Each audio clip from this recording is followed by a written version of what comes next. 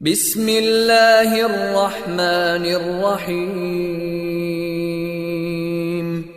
شروع اللہ کے نام سے جو رحمان و رحیم ہے۔ اقرأ بسم ربک الذی خلق۔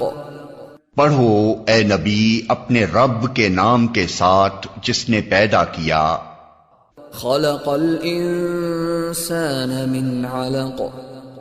جمے ہوئے خون کے ایک لوتھڑے سے انسان کی تخلیق کی۔ اقرأ وربک الاکرم۔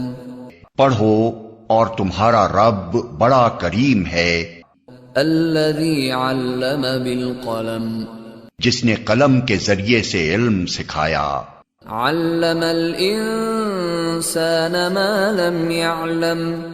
انسان کو وہ علم دیا جسے وہ نہ جانتا تھا۔ السلام علیکم۔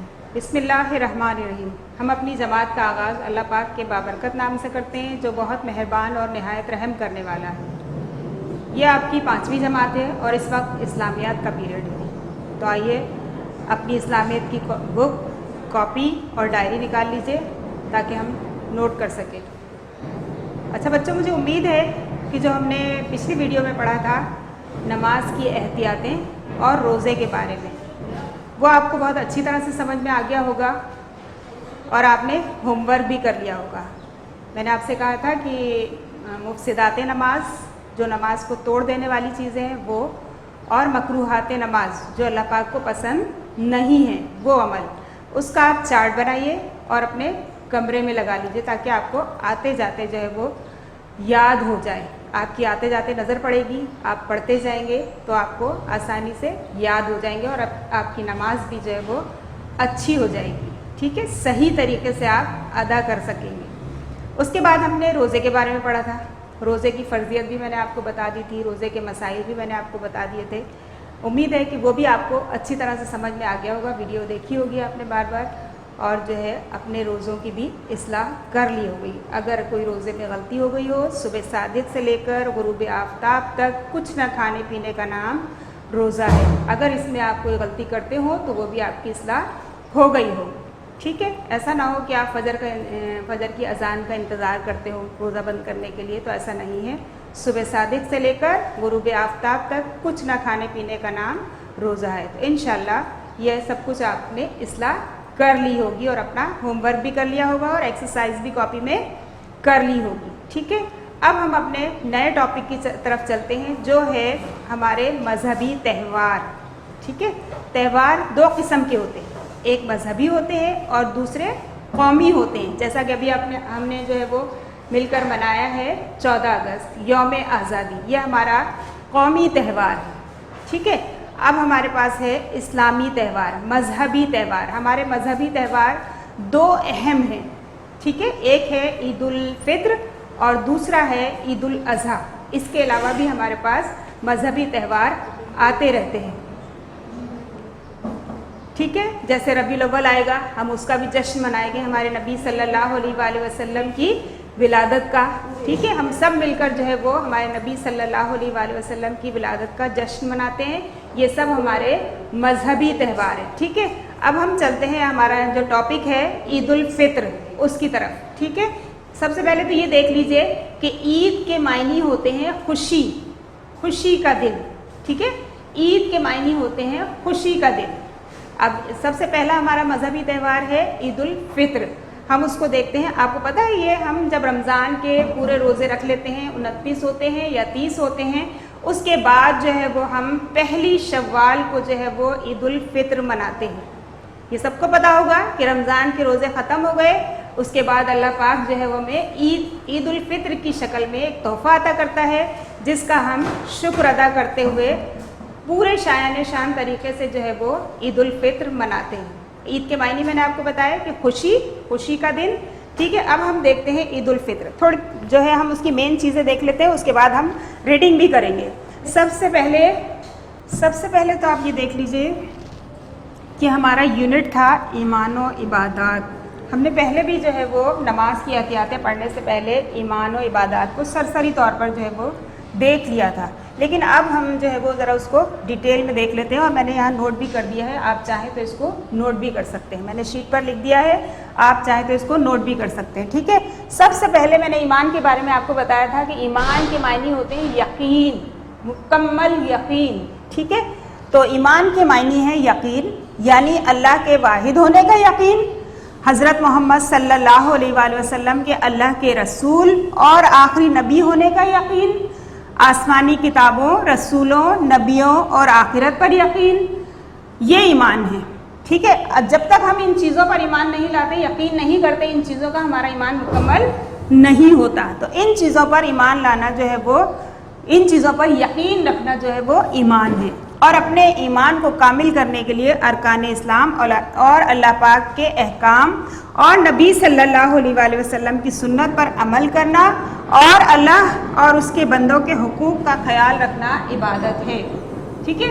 دونوں چیزیں ہم نے دیکھ لی کہ ایمان کیا ہے اور عبادات کیا ہے، عبادات میں کیا کیا چیزیں شامل ہیں، اور ایمان ہمیں جو ہے وہ کس کس چیز کا یقین ہونا چاہیے کہ ہمارا ایمان جو ہے وہ مکمل ہو جائے، ٹھیک ہے۔ یہ ہم نے جو ہے وہ تھوڑا ڈیٹیل سے دیکھ لیا، میں نے لکھ کر رکھ لیا آپ لوگوں کے لیے، آپ اس کو نوٹ کر لیجئے گا، ٹھیک ہے۔ اس کے بعد ہم اپنے ٹاپک کی طرف آتے ہیں، عید الفطر۔ جیسا کہ میں نے بتایا کہ مسلمانوں کے مذہب جو ہے مذہبی تہوار میں سے سب سے اہم تہوار عید الفطر ہے۔ اب اس ٹاپک کو، اس عنوان کو، عید الفطر کو پڑھنے کا مقصد کیا ہے وہ بھی ہم دیکھ لیتے ہیں کہ مسلمانوں کے مذہبی تہوار کا تعارف، یعنی کہ آپ کو پتہ ہونا چاہیے اس کے بارے میں، اور تفصیلات بیان کرنا، اس کے بارے میں ہم آپ کو تفصیل بتائیں گے کہ اس کو کیسے جو ہے وہ منانا چاہیے، ٹھیک ہے۔ تو ابھی میں نے آپ کو بتایا کہ رمضان ختم ہونے کے بعد 29 یا 30 روزے رکھنے کے بعد جو اللہ پاک ہمیں تحفہ دیتا ہے، اس کے شکرانے میں ہم جو ہے وہ پہلی شوال کو عید الفطر مناتے ہیں۔ اب فطر کا عید کے معنی میں نے آپ کو بتا دیا کہ خوشی کے ہیں، اب فطر کے معنی بھی آگے آپ کو پتہ چلیں گے، ٹھیک ہے۔ عید کے اور جو ہے پتہ چل گیا کہ شوال کی پہلی تاریخ کو منائی جاتی ہے، اور اس کے معنی خوشی کے ہیں، اور رمضان کے روزے رکھنے کی خوشی میں اللہ پاک ہمیں تحفے کے طور پر جو ہے وہ دیتا ہے، ٹھیک ہے۔ عید کے دن سب کس طرح سے تیاری کرتے ہیں؟ سب صبح سویرے اٹھ جاتے ہیں، نہا دھو کر نئے کپڑے پہنتے ہیں، صاف ستھرے اور نئے کپڑے پہنتے ہیں، عیدگاہ جانے کی تیاری کرتے ہیں، ٹھیک ہے۔ نماز کے لیے عید جانے سے پہلے ہم کھجور، دودھ وغیرہ استعمال کرتے ہیں، ہمارے نبی نے فرمایا، سنت ہے یہ، ٹھیک ہے، کہ عید کی نماز، عید الفطر کی نماز کے لیے جانے سے پہلے جو ہے وہ آپ کھجور وغیرہ کھا کر جائیے، ٹھیک ہے۔ تو اس طرح سے ہم کھا کر جو ہے وہ عید کی نماز کے لیے نکلتے ہیں، عیدگاہ جانے کے لیے تیاری کرتے ہیں، اور جب جاتے ہیں تو یہ تکبیر تشریق پڑھتے ہیں تاکہ اللہ کی عظمت کا جو ہے وہ بیان ہو، ٹھیک ہے، اللہ کی عظمت کا ہمیں پتہ چلے۔ اور دیکھ لیجئے تکبیر تشریق کیا ہے؟ اللہ اکبر، اللہ اکبر، لا الہ الا اللہ واللہ اکبر، اللہ اکبر وللہ الحمد۔ اللہ بہت بڑا ہے، اللہ بہت بڑا ہے۔ آپ دیکھیں بار بار جو ہے اللہ کی عظمت کا بیان کیا جا رہا ہے کہ اللہ بہت بڑا ہے، اللہ بہت بڑا ہے، اللہ کے سوا کوئی عبادت کے لائق نہیں، اور اللہ بہت بڑا ہے، اور اللہ بہت بڑا ہے، اور تمام تعریفیں صرف اللہ ہی کے لیے ہیں، بے شک تمام تعریفیں صرف اور صرف اللہ ہی کے لیے ہیں۔ تو یہ ہم تکبیر تشریق پڑھتے ہوئے جائیں گے، اور ہمارے نبی صلی اللہ علیہ وآلہ وسلم نے فرمایا ہے کہ عیدگاہ جانے کے لیے ایک راستے سے جائیں اور دوسرے راستے سے واپس آئیں، تاکہ زیادہ سے زیادہ لوگوں سے آپ کا میل جول ہو سکے، مل سکے آپ، ٹھیک ہے۔ اچھا، پھر اب ہم یہ تکبیر تشریق پڑھتے ہوئے جو ہے وہ عیدگاہ جاتے ہیں اور نماز ادا کرتے ہیں۔ اب یہ نماز کیوں ادا کی جاتی ہے؟ عید کی نماز دراصل عید جو ہے وہ، یہ دیکھیے، عید کی نماز دراصل عید کا تحفہ ملنے پر اللہ پاک کا شکر ادا کرنے کے لیے پڑھی جاتی ہے، ٹھیک ہے۔ اور عید کی نماز سے پہلے فطرہ ادا کرنا ضروری ہے۔ ابھی میں نے بتایا تھا نا عید الفطر کیوں کہتے ہیں؟ فطرہ ایک رقم ہوتی ہے چھوٹی سی، ٹھیک ہے، اس کے بارے میں دیکھیے، فطرہ ایک مخصوص رقم ہے جو تقریباً 2.25 کلو گندم کے برابر ہوتی ہے، جو غریب مسلمانوں کو دی جاتی ہے۔ اس کے بارے میں ہمارے نبی صلی اللہ علیہ وآلہ وسلم نے فرمایا، جو شخص فطرہ ادا نہیں کرتا اس کے روزے جنت اور زمین کے درمیان میں رہتے ہیں جب تک کہ وہ فطرہ ادا نہ کر دے، یعنی کہ جب فطرہ ادا ہو جائے گا تو وہ جنت پہ پہنچ جائیں گے ہمارے روزے، لیکن فطرہ ادا نہیں ہوگا تو زمین اور جنت کے درمیان मुहल्लिक रहेंगे, ठीक है, यानी कि दरमियान में ही रह जाएंगे, वो पहुंच नहीं पाएंगे। अच्छा ये देखिए एक चीज़ और है कि फितरा एक मखसूस रकम है जो तकरीबन 2.25 किलो गंदम के बराबर होती है, ठीक है, ये तो आपकी बुक में दिया हुआ है। लेकिन हम देखें कि हम सिर्फ रोटी तो नहीं खाते ना, आप देखिए हमारे खाने में क्या आज सिर्फ रोटी ही इस्तेमाल होती है, हम इतने महंगे चावल भी खा रहे हैं, इसके अलावा जो है हम पिज़्ज़ा है, पता नहीं क्या क्या हम खा रहे हैं, इतनी महंगी महंगी चीज़ें खा रहे हैं, ठीक है ना। और उसके जब हम फितरा देने का वक्त आता है तो हम सिर्फ गंदम को देख रहे होते हैं, ठीक है ना। तो इस चीज़ का भी ख्याल रखना है कि आप अपनी हैसियत के मुताबिक जो है वो फितरा अदा करेंगे। इसके भी कैटेगरीज हैं, अगर आप देखेंगे इसकी डिटेल में जाएंगे, आपको जाना भी चाहिए। जब भी ये फितरा अदा कर रहे हो आपके बड़ों को भी तो ये देखना चाहिए कि आप कितने साहिब हैसियत हैं, क्या अदा कर सकते हैं, ठीक है ना। ये एक लंबी बहस है, लेकिन मैं यहाँ पर सरसरी तौर पर ज़रूर बयान करना चाहूँगी कि इस चीज़ का ख्याल रखना ज़रूरी है, क्योंकि सिर्फ वो दौर नहीं है कि हम सिर्फ रोटी और खा रहे हैं और सालन खा रहे हैं, ठीक है ना, या रोटी और प्याज खा रहे हैं या रोटी और कुछ और खा रहे हैं, ऐसा नहीं है। तो हम जो है वो बहुत कुछ खा रहे हैं, इतना महंगा चावल खा रहे हैं, उसके अलावा आप देखिए कि ये फास्ट फूड जो इतना महंगा है वो आप खा रहे हैं, आपके बच्चा वो जो खा रहा है, तो अब आपको फितरा देते वक्त जो है सिर्फ गंदम याद रहता है, ठीक है ना। तो ऐसा नहीं है, आप अपने इस चीज़ का ख्याल रखिए फितरा देते वक्त, ठीक है। आप खुद ही बताइए अपने वालदैन को, क्योंकि फितरा जो है वो वालदैन पर फ़र्ज़ है अदा करना, ठीक है ना। आपका फितरा आपके वालदैन अदा करेंगे, उन पर फ़र्ज़ है। तो यहाँ पर एक मैंने मुख्तसर सी बात कही है, ठीक है, इसका ख्याल रखिएगा। तो गरीब मुसलमानों को 2.25 किलो गंदम के बराबर जो है वो रकम दी जाती है कि 2.25 किलो आटा जो है वो कितने का आता है, वो जो है गरीब मुसलमान को उतनी रकम दे दी जाती है। और हमारे नबी ने फरमाया कि अगर फितरा अदा ना किया जाए नमाज से पहले तो हमारे रोज़े जो है वो जन्नत और ज़मीन के दरमियान रह जाते हैं, ठीक है। अब फितरा अदा करने के फ़ायदे भी हैं, देखिए 2 फ़ायदे हैं इसके। एक है, पहला फ़ायदा ये है कि हमारे साथ गरीब मुसलमान भी हमारी ईद की खुशियों में शामिल हो जाते हैं, ठीक है। दूसरा फ़ायदा ये है कि रमज़ान में हमसे जो छोटी छोटी गलतियाँ हुई हों उनका कफ़ारा भी अदा हो जाता है। जैसे मैंने आपको बताया रोज़ा रखने के दौरान जो है अगर हमसे कोई छोटी मोटी ख़ता हो गई हो, छोटी मोटी गलती हो गई हो, तो वो भी इस कफ़ारे से जो है वो अदा हो जाती है, ठीक है। ये हमने पढ़ा, हमने जो है वो जो इसमें अहम बातें थी वो हमने चार्ट पे भी लिख ली है, और आप भी नोट कर सकते हैं, और मैंने आपको इसके बारे में बता भी दिया है। उसके बाद है ईद की नमाज़ जो है वो मैंने आपको बताया कि हमारे नबी ने फरमाया है कि ईद की नमाज़ पढ़ने के लिए एक रास्ते से जाएं और दूसरे रास्ते से वापस आएं, ताकि ज़्यादा से ज़्यादा मुसलमान भाइयों से ईद मिल सके। और ईद का दिन तो आपको पता है कि हमारे लिए बड़ी खुशी का दिन होता है। इस दिन सब लोग एक दूसरे से गले मिलते हैं, अपनी मोहब्बत का इजहार करते हैं, एक दूसरे रिश्तेदारों से मिलने जाते हैं, ठीक है, ईदी देते हैं, तोहफे तहाइफ ले जाते हैं, अच्छे अच्छे पकवान बनाते हैं। अब हम इस सबक को थोड़ा सा पढ़ भी लेते हैं ताकि आपको पूरी तफसीलात जो है वो मालूम हो जाए, ठीक है। चलिए हम इसकी रीडिंग करते हैं, आप निकाल लीजिए बुक का सफ़ा नंबर 15। चलिए इसकी तफसीलात हम रीडिंग करके देखते हैं कि क्या तफसीलात हैं ईद मनाने के लिए, ठीक है। वैसे मैंने आपको जो अहम जो चीज़ें थी वो सब आपको मैंने चार्ट पर बता दी हैं, अब हम इसको तफसील से भी पढ़ लेते हैं। ईद उल फित्र, देखिए मैंने आपको मकसद पहले ही बता दिया है कि मुसलमानों के मजहबी त्यौहार का तारुफ और तफसीलात बयान करना, ठीक है। बच्चों ईद उल फित्र इस्लामी महीने शव्वाल की पहली तारीख को मनाई जाती है। ईद का मतलब है खुशी, यानी हम अल्लाह ताला की खुशी के लिए रमज़ान के रोज़े रखते हैं, तो अल्लाह ताला खुश होकर हमें ईद का तोहफ़ा देता है। ईद के दिन सब लोग सुबह सवेरे उठते हैं, नहा धोकर नए या साफ़ सुथरे कपड़े पहनकर तैयार होते हैं और ईदगाह यानी नमाज़ पढ़ने की सबसे बड़ी जगह जाकर ईद की नमाज अदा करते हैं। ईदगाह जाते हुए रास्ते में तकबीर तशरीक़ पढ़ते हैं, जिसका मकसद अल्लाह ताला की अज़मत और तारीफ़ बयान करना है। तकबीर तशरीक़ के अल्फाज ये हैं, अल्लाहु अकबर, अल्लाहु अकबर, ला इलाहा इल्लल्लाहु वल्लाहु अकबर, अल्लाहु अकबर वलिल्लाहिल हम्द। अल्लाह बहुत बड़ा है, अल्लाह बहुत बड़ा है, अल्लाह के सिवा कोई इबादत के लायक नहीं और अल्लाह बहुत बड़ा है, अल्लाह बहुत बड़ा है और तमाम तारीफ़ें सिर्फ अल्लाह के लिए हैं। ईद की नमाज दरअसल ईद का तोहफ़ा मिलने पर अल्लाह ताला का शुक्र अदा करने के लिए पढ़ी जाती है। عید کی نماز سے پہلے فطرہ ادا کرنا ضروری ہے۔ فطرہ ایک مخصوص رقم ہے جو غریب مسلمانوں کو دی جاتی ہے۔ اس کے دو فائدے ہیں۔ پہلا فائدہ یہ ہے کہ ہمارے ساتھ غریب مسلمان بھی عید کی خوشیوں میں شریک ہو جاتے ہیں۔ دوسرا فائدہ یہ ہے کہ رمضان میں ہم سے جو چھوٹی چھوٹی غلطیاں ہوئی ہوں ان کا کفارہ ادا ہو جاتا ہے۔ فطرہ کی رقم تقریباً 2.25 کلو گندم کی رقم کے برابر ہوتی ہے۔ فطرہ کے بارے میں ہمارے پیارے نبی صلی اللہ علیہ وآلہ وسلم نے فرمایا کہ جو شخص فطرہ ادا نہیں کرتا اس کے روزے جنت اور زمین کے درمیان میں رہتے ہیں جب تک کہ وہ فطرہ ادا نہ کر دے۔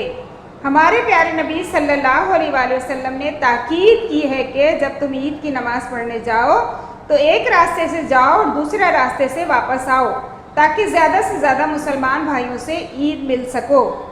عید کا دن ہمارے لیے بڑی خوشی کا دن ہوتا ہے۔ اس دن سب لوگ ایک دوسرے سے گلے مل کر اپنی محبت کا اظہار کرتے ہیں، ایک دوسرے کو عید کی مبارکباد دیتے ہیں، دوستوں اور رشتہ داروں کے گھر جاتے ہیں اور ایک دوسرے کو تحفے اور مٹھائیاں دیتے ہیں۔ ان سب باتوں کا مقصد آپس میں محبت اور بھائی چارہ بڑھانا ہے۔ اچھا، یہ تو ہو گئی آپ کو پوری تفصیل میں نے پڑھ کر بتا دی ہے۔ اب انہوں نے ایک دیا ہے کہ سوچیں اور بتائیں۔ ایک تھوڑی سی چیز آپ کو سوچنے کے لیے دی ہے کہ عید کے دن آپ غریب مسلمان بھائیوں سے اپنی محبت کا اظہار کیسے کریں گے۔ اب آپ کو سوچ کر اس کا جواب لکھنا ہے۔ ایک تو ہم جو ہے وہ ان کی جو ہے وہ مدد کر ان کی جو ہے وہ اپنے ساتھ ان کو شامل کر لیں گے، ٹھیک ہے نا۔ اب آپ مدد کس طرح سے کریں گے یا آپ سوچ کر جو ہے وہ لکھیں گے اس کو، ٹھیک ہے۔ اور ایک سرگرمی دی ہوئی ہے، آپ عید کے دن کیا کرتے ہیں اپنی کاپی میں سارے دن کا معمول لکھیے، یعنی کہ عید کی جو روٹین ہے وہ آپ لکھیں گے کہ آپ دن بھر میں آپ نے کیا کیا، ٹھیک ہے۔ اس کے بعد جو ہے وہ کوشچن آنسر ہے، وہ تو آپ جو ہے وہ سولوشن سے، میں نے پیج نمبر بھی شو کر دیے ہیں، سولوشن سے دیکھ کر جو ہے وہ کوشچن آنسر کریں گے۔ 4 کوشچن دیے ہوئے ہیں، بہت آسان کوشچن ہے اور 4 ہی خالی جگہ دی ہوئی ہیں، وہ بھی بہت آسان ہے۔ عید اسلامی مہینہ ڈیش کی پہلی تاریخ کو منائی جاتی ہے، تو شوال کی پہلی تاریخ کو منائی جاتی ہے۔ اس کے بعد ہے عیدگاہ جاتے ہوئے راستے میں ڈیش پڑھتے ہیں، تو کیا پڑھتے ہیں؟ تکبیر تشریق پڑھتے ہیں۔ نمبر 3 ہے عید کا مطلب ہے خوشی، ٹھیک ہے، عید کا مطلب ہے ڈیش، تو ڈیش میں آپ لکھیں گے خوشی۔ اس کے بعد ہے فطرہ کی رقم تقریباً 2.25 کلو ڈیش کی رقم کے برابر ہوتی ہے، تو 2.25 کلو گندم کی رقم کے برابر ہوتی ہے، ٹھیک ہے۔ یہ میں نے آپ کو فل کروا دی ہے، سولوشن میں بھی آپ کو مل جائیں گی۔ یہاں پر بھی تھوڑا سا آپ کا ریویو ہو گیا، آپ کو یاد آ گیا۔ اچھا، اس میں 2 جو ہے وہ آپ کو یہ چیزیں دی ہیں کہ کیا آپ کو معلوم ہے؟ ایک تو یہ ہے، آپ سب نے سنا ہوگا کہ عید کی نماز سے پہلے اذان نہیں ہوتی، ٹھیک ہے نا، کیونکہ عید کی نماز سے پہلے آپ نے سنا ہوگا کہ کوئی اذان نہیں ہوتی، کوئی آپ کو بلاتا نہیں ہے، یا آپ کو خود ہی جو ہے اللہ پاک کا شکر ادا کرنا ہے جا کر ٹائم سے۔ تو آپ کو خود جو ہے وہ اللہ پاک کا جو ہے وہ شکر ادا کرنے کے لیے اپنا وقت پتہ ہونا چاہیے کہ مجھے کب جو ہے وہ عیدگاہ پہنچنا ہے، ٹھیک ہے۔ دوسرا جو ہے وہ ہے بچوں کا فطرہ ادا کرنا ان کے والدین پر فرض ہے۔ ابھی میں نے آپ کو بتایا تھا کہ بچوں کا جو فطرہ ادا کرتے ہیں وہ والدین کرتے ہیں، والدین پر فرض ہے، ٹھیک ہے۔ لیکن فطرہ ادا کرنے کے بارے میں نے آپ کو تھوڑی سی ایک بات بتائی ہے کہ اس چیز کا خیال رکھیے کہ آپ جو ہے وہ کتنے صاحب حیثیت ہیں اور کیا کیا استعمال کرتے ہیں کھانے پینے میں، ٹھیک ہے۔ اس حساب سے جو ہے آپ فطرہ ادا کریں گے، اپنے والدین کو بھی بتائیں گے۔ میں نے آپ کو بتا دیا ہے کہ ایکسرسائز جو ہے وہ آپ جو سولوشن سے کریں گے، سولوشن کے پیج نمبر شو ہوئے ہیں۔ اب ہم دیکھتے ہیں، ابھی ہم نے ویک نمبر 5 یعنی کہ ہفتہ نمبر 5 میں جو ہے وہ پڑھا ہم نے عید الفطر، ہمارے یونٹ تھا ایمان و عبادات، ٹھیک ہے۔ ہم نے ایمان کے بارے میں پڑھا کہ ایمان کے معنی یقین کے ہیں اور عبادات جو ہے وہ اللہ پاک کے جو احکام ہیں ان کو پورا کرنا عبادات ہے، ٹھیک ہے۔ اس میں جو ہے نماز، روزہ، حج، زکوٰۃ، حقوق العباد، حقوق اللہ، سب کچھ شامل ہے اس میں، ٹھیک ہے۔ یہ عبادات ہیں ساری۔ ایمان میں نے آپ کو بتایا ہے کہ ہر چیز پر، اللہ پاک کے نبی صلی اللہ علیہ وآلہ وسلم کے، ان کے آخری نبی ہونے پر، رسولوں پر، انبیاءوں پر، کتابوں پر، فرشتوں پر، ان سب پر جو ہے وہ کامل یقین رکھنا ایمان ہے، ٹھیک ہے۔ ایک دفعہ پھر میں نے آپ کو دوہرا دیا ہے کہ ایمان کیا ہے اور عبادات کیا ہیں، ٹھیک ہے۔ اس کے بعد ہم نے پڑھا تھا عید الفطر، फित्र के मायने, ईद के मायने खुशी, और फित्र जो है वो एक छोटी सी मखसूस रकम है जो 2.25 किलो गंदम की मालियत के बराबर होती है। ठीक है, अब हम पढ़ेंगे ईद उल अज़हा। ठीक है, हमारा दूसरा बड़ा मजहबी त्यौहार है ईद उल अज़हा, जो मुसलमान बहुत जोश और जज्बे से, क्योंकि उस वक्त जो है ये हज़रत इब्राहीम अलैहिस्सलाम का जज्बा था कि जो है वो अपने बेटे को जो है वो कुर्बान करने के लिए तैयार हो गए थे। तो हम भी उसी जज्बे को देखते हुए, उसी जज्बे से जो है वो जानवरों की कुर्बानी करते हैं ईद उल अज़हा में। ईद उल अज़हा का नाम सुनते ही सबको जो है वो, सब बच्चों को अंदाज़ा हो जाता है कि इसमें जो है वो जानवरों की कुर्बानी की जाती है, हलाल जानवरों की कुर्बानी की जाती है। अब देखिए ईद उल अज़हा, अब हम देखते हैं ईद उल अज़हा। जो इस टॉपिक की ख़ास बातें थी वो मैंने चार्ट में नोट कर ली है, आप भी अपनी कॉपी में नोट कर लीजिएगा, क्योंकि देखिए इस्लामी मालूमात हो या कोई दूसरी मालूमात हो, जैसे भी हमें मिले हमें फ़ौरन अपने पास नोट कर लेना चाहिए। ठीक है, हमें अपने पास जो है वो नोट कर लेना चाहिए, इसलिए मैंने आपको शीट्स पर जो है वो लिख कर बताया है। आप भी जो है इसको अच्छी तरह से देखिए और नोट कर लीजिए। अब देखिए हम नया टॉपिक पढ़ रहे हैं ईद उल अज़हा। ये हमारा दूसरा बड़ा मजहबी त्यौहार है। ठीक है, इसका मकसद है सुन्नत इब्राहीमी अलैहिस्सलाम की अहमियत बयान करना। इस सुन्नत की जो है वो हमें अहमियत बयान करना है इस सबक में। ठीक है, ईद के मायने है खुशी और अज़हा अरबी ज़बान में कुर्बानी को कहते हैं। मैंने पहले ही बताया है कि ईद के मायने खुशी, और अब बता रही हूँ कि अज़हा जो है वो अरबी ज़बान में कुर्बानी को कहते हैं। ईद उल अज़हा के नाम से हमें पता चल जाता है, हमें अंदाज़ा हो जाता है कि ये जो है वो कुर्बानी वाली ईद है। ठीक है, अब हज़रत इब्राहीम अलैहिस्सलाम का जज्बा और हज़रत इस्माईल अलैहिस्सलाम की फरमाबरदारी, ये दोनों बाप बेटे हैं। हज़रत इब्राहीम अलैहिस्सलाम वालिद हैं और हज़रत इस्माईल अलैहिस्सलाम जो है उनके बेटे हैं। ठीक है, अब उनका जज्बा क्या था और उनकी फरमाबरदारी क्या थी, हम ये देखते हैं कि कैसे बाप ने बेटे को ख्वाब सुनाया। सबको पता है ये वाक़या कि हज़रत इब्राहीम अलैहिस्सलाम ने जो है वो ख्वाब में देखा कि वो अपने बेटे को जो है वो अल्लाह की राह में ज़ुबह कर रहे हैं। ठीक है, तो ये ख्वाब देखा, बाप ने बेटे को ख्वाब सुनाया, तो बेटे ने फरमाबरदारी से फरमाया, अब्बा जान आप अल्लाह पाक का हुक्म पूरा कीजिए, इंशाअल्लाह आप मुझे सब्र करने वालों में पाएंगे। अब आप देखिए ये बात बहुत बड़ी बात है कि एक बेटा कह रहा है कि आप जो है, आपने जो ख्वाब देखा है, अल्लाह पाक ने जो आपको हुक्म दिया है, आप उसको जो है वो पूरा कीजिए, मुझे आप इंशाअल्लाह जो है वो सब्र करने वालों में पाएंगे। यानी कि मैं आपके इस मामले में कुछ नहीं कहूँगा, बल्कि आप अपना जो ख्वाब आपने देखा है उसको पूरा कीजिए। हज़रत इब्राहीम अलैहिस्सलाम ने जब ख्वाब पूरा कर दिया तो अल्लाह पाक की तरफ से आवाज़ आई।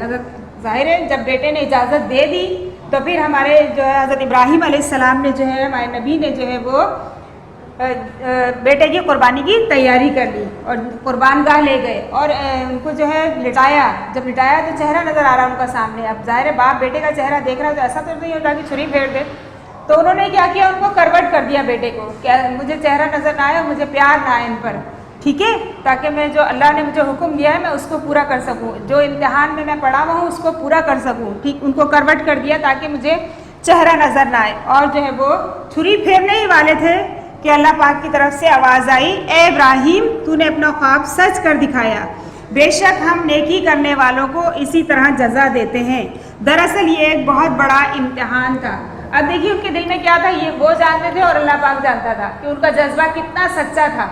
इसीलिए जो है अल्लाह पाक ने फ़ौरन ही निदा दी उनको और जो है वो सुना दिया कि ए इब्राहीम तूने अपना ख्वाब सच कर दिखाया। ज़ाहिर उन्होंने पूरे सच्चे जज्बे से जो है वो अल्लाह की राह में अपने बेटे को कुर्बान करने का सोच लिया था। और अल्लाह पाक से कोई चीज़ छुपी नहीं रहती, दिलों के हाल जो है वो बिल्कुल भी छुपे हुए नहीं होते। कुछ भी हम सोच रहे हो, कुछ भी करने की कोशिश कर रहे हैं, वो अल्लाह पाक बेहतर जानता है। बेशक हम नेकी करने वालों को इसी तरह जजा देते हैं। दरअसल ये एक बहुत बड़ा इम्तिहान था, अल्लाह पाक की तरफ से इम्तिहान था और वो इस इम्तिहान में पूरे उतरे। अल्लाह पाक ने हज़रत इब्राहीम अलैहिस्सलाम के इस अजीम जज्बे और हज़रत इस्माईल अलैहिस्सलाम की कुर्बानी को पसंद करते हुए कुरान पाक में फरमाया, और हमने एक बड़ा ज़बीहा उसके फ़िदिये में दे दिया। यानी कि हज़रत इस्माईल अलैहिस्सलाम की जगह जो है वो एक दुम्बा आ गया और जो है उसको कुर्बान किया फिर हम हज़रत इब्राहीम अलैहिस्सलाम ने। ठीक है, تو یہ اللہ پاک کی طرف سے تھا اور اللہ پاک فرما رہا ہے اور ہم نے ایک بڑا ذبیحہ اس کے فدیے میں دے دیا، یعنی فدیے میں دے دیا یعنی کہ حضرت اسماعیل علیہ السلام کے بدلے میں دے دیا، جس کو آج تک جو ہے وہ ہم مسلمان فالو کر رہے ہیں ان کی سنت کو، ٹھیک ہے نا.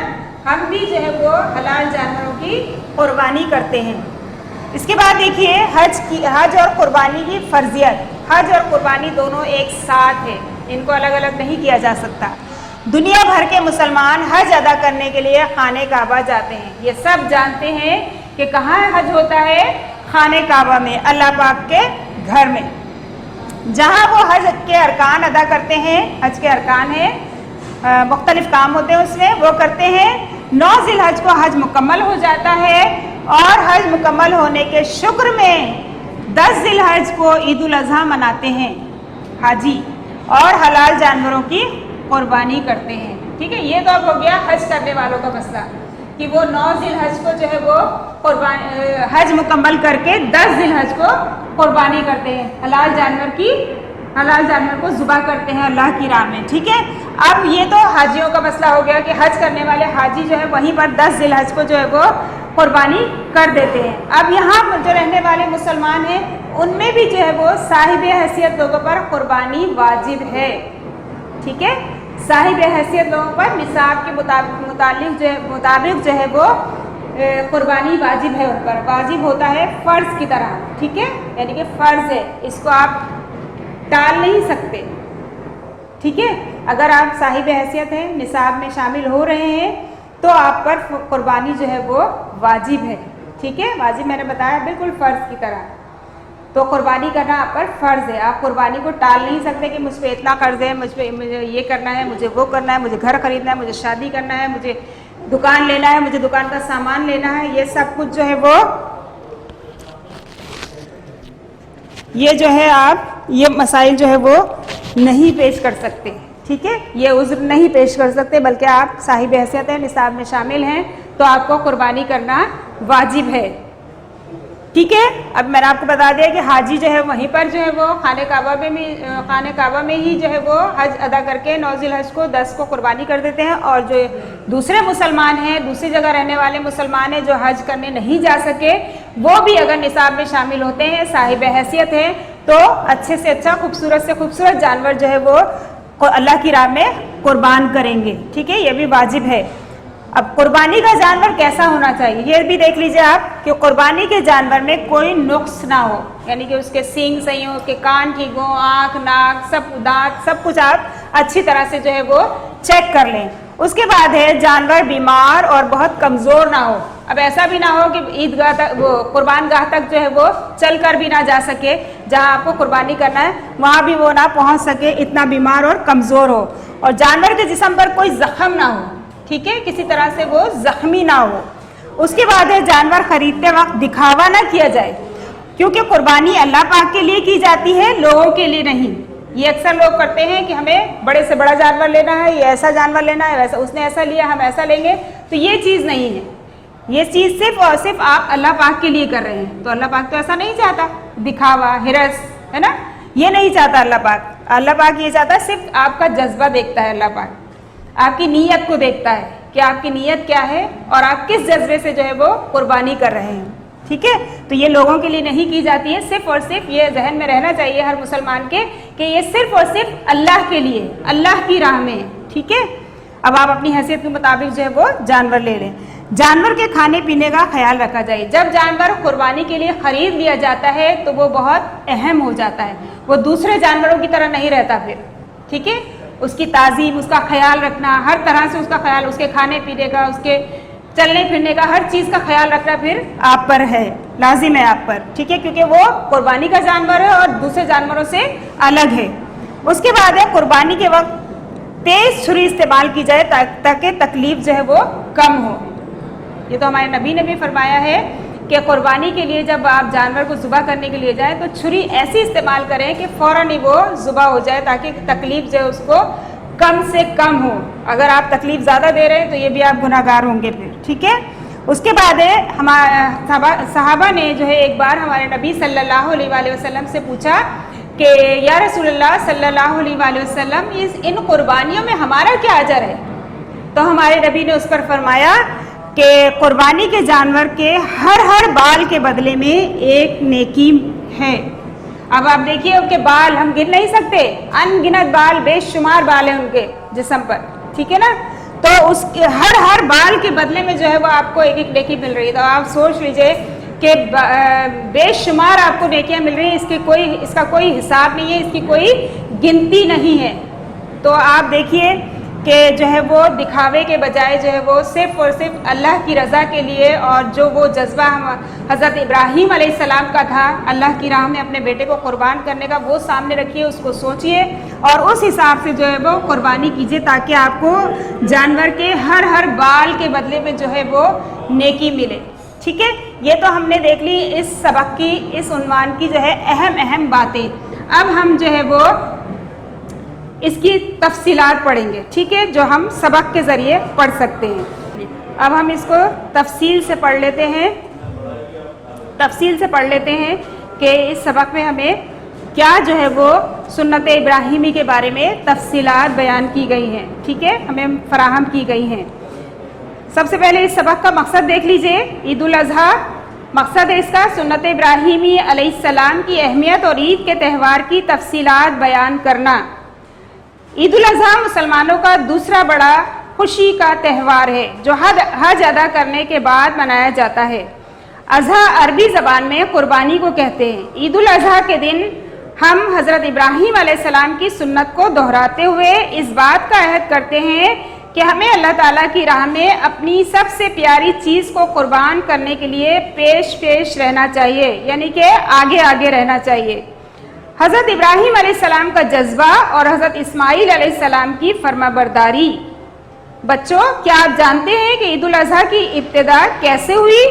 ایک بار حضرت ابراہیم علیہ السلام نے 3 دن تک ایک ہی خواب دیکھا کہ وہ اپنے پیارے بیٹے حضرت اسماعیل علیہ السلام کو ذبح کر رہے ہیں. حضرت ابراہیم علیہ السلام نے حضرت اسماعیل علیہ السلام یعنی کہ اپنے بیٹے کو خواب سنایا اور ان سے پوچھا کہ تمہاری کیا رائے ہے، یعنی ان سے ان کی رائے پوچھی کہ میں کیا کروں اب.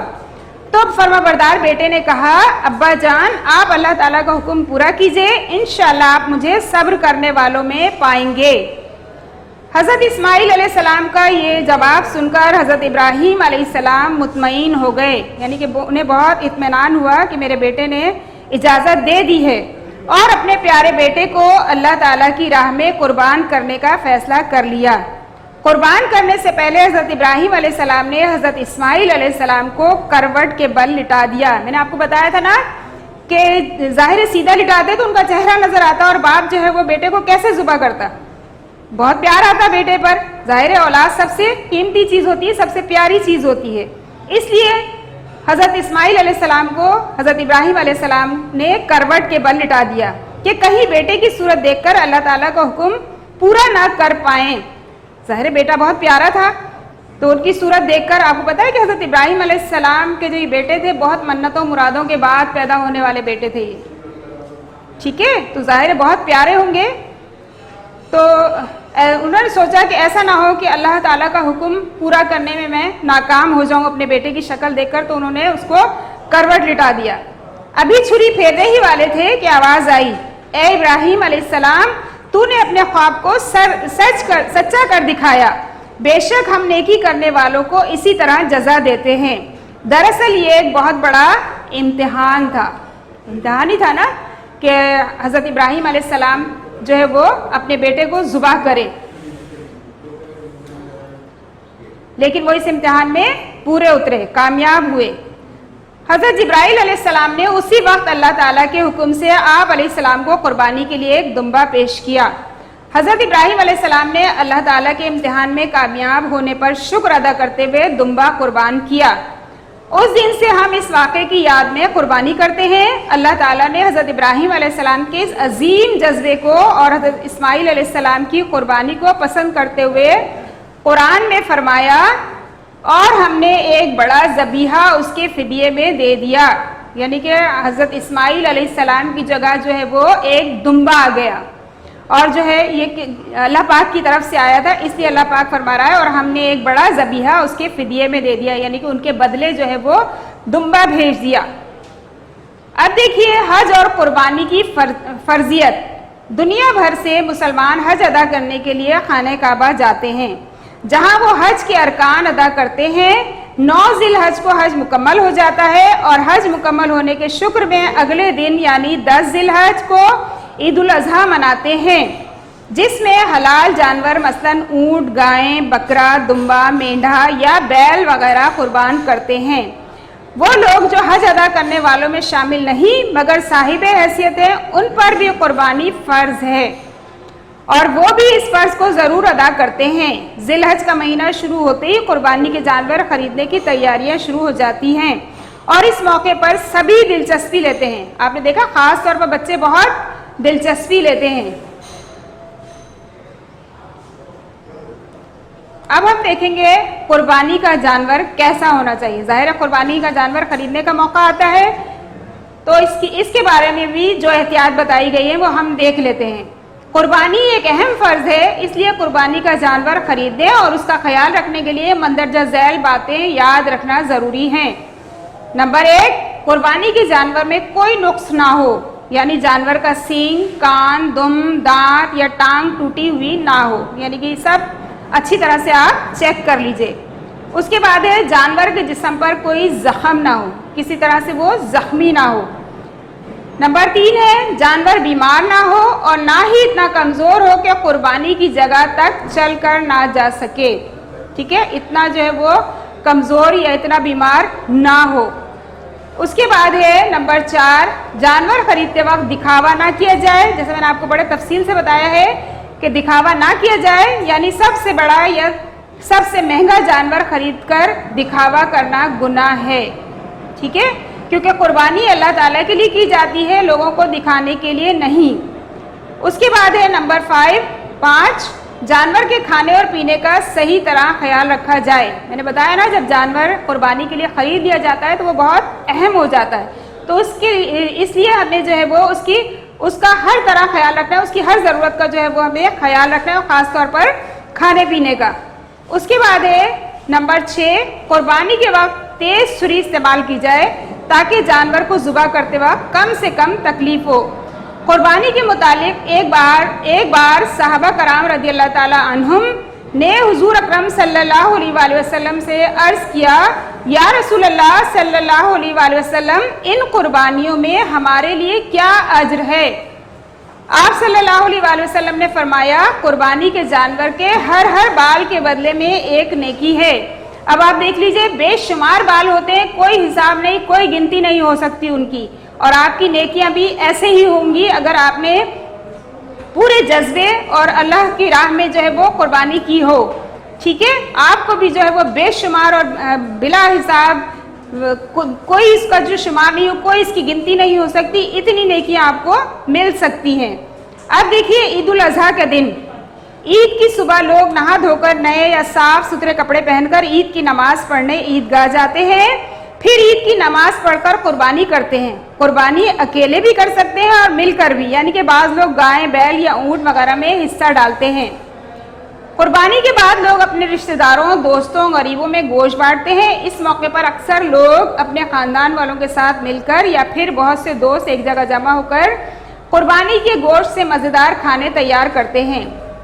10، 11، 12 ذی الحج قربانی کے دن ہے۔ 10 ذی الحج کو نماز عید ادا کرنے کے بعد سے لے کر 12 ذی الحج کو عصر کے وقت تک قربانی کی جا سکتی ہے، یعنی کہ قربانی کرنے کے لیے آپ کے پاس 3 دن دیے گئے ہیں۔ اب دیکھیے انہوں نے چھوٹی سی بات آپ سے پوچھی ہے، سوچیں اور بتائیں اللہ تعالیٰ نے حضرت ابراہیم علیہ السلام کو خواب کیوں دکھایا؟ اب آپ سوچ کے مجھے بتائیے گا، اپنی کاپی میں لکھ کر لائیے گا، ٹھیک ہے۔ میں سرسری سے بتا دیتی ہوں آپ کو کہ اگر ایسا نہیں ہوتا تو ہم قربانی کیسے کر رہے ہوتے، ہم اس سنت کو کیسے جو ہے وہ یاد کر رہے ہوتے، ہے نا، نہیں ہوتا ایسا۔ تو اس لیے جو اللہ پاک نے جو یہ خواب ہمارے نبی حضرت ابراہیم پیغمبر حضرت ابراہیم علیہ السلام کو جو ہے وہ دکھایا تاکہ جو ہے وہ ہم قربانی کر سکیں، ہر سال جو ہے ان کی یاد میں جو ہے وہ حلال جانوروں کی قربانی کر سکیں۔ اب اس کی ایکسرسائز دی ہوئی ہے، یہ بھی جو ہے وہ آپ سولوشن سے دیکھ کے کریں گے، صحیح غلط کے نشان ہے، یہ بھی آپ سولوشن سے دیکھ کے کر لیں گے۔ حضرت اسماعیل علیہ السلام نے خواب دیکھا، نہیں. کس نے دیکھا تھا؟ حضرت ابراہیم علیہ السلام، ان کے والد نے دیکھا تھا خواب. غلط ہے یہ. اس کے بعد ہے حضرت جبرائیل علیہ السلام نے حضرت ابراہیم علیہ السلام کو دمبا پیش کیا. صحیح ہے، یہ اللہ پاک نے حضرت جبرائیل علیہ السلام کے ذریعے ہی دمبا جو ہے وہ ان کے پاس بھیجا تھا.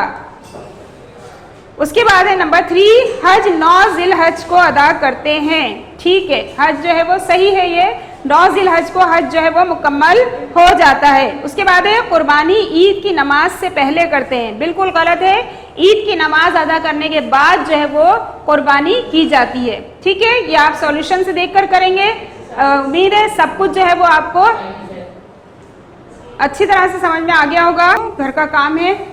دیکھیے، حضرت ابراہیم علیہ السلام کے خواب کو اپنے الفاظ میں لکھیے.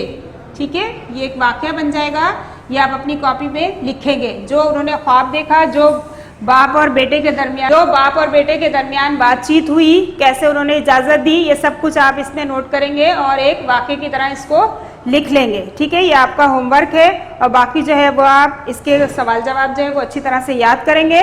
امید ہے جو کچھ میں نے پڑھایا وہ سب کچھ آپ کو اچھی طرح سمجھ میں آ گیا ہوگا. نہیں آیا تو آپ بار بار جو ہے ویڈیو کو دیکھیے. اب ہم جو ہے اس کا یہ آپ کا کنٹینٹ تو کمپلیٹ ہو گیا ہے، لیکن اس کو ہم ریویو کریں گے. اب نیکسٹ جو ویڈیو میں جو ہے وہ ہم اپنا کنٹینٹ جو ہے وہ ریویو کریں گے. اللہ حافظ اس وقت تک.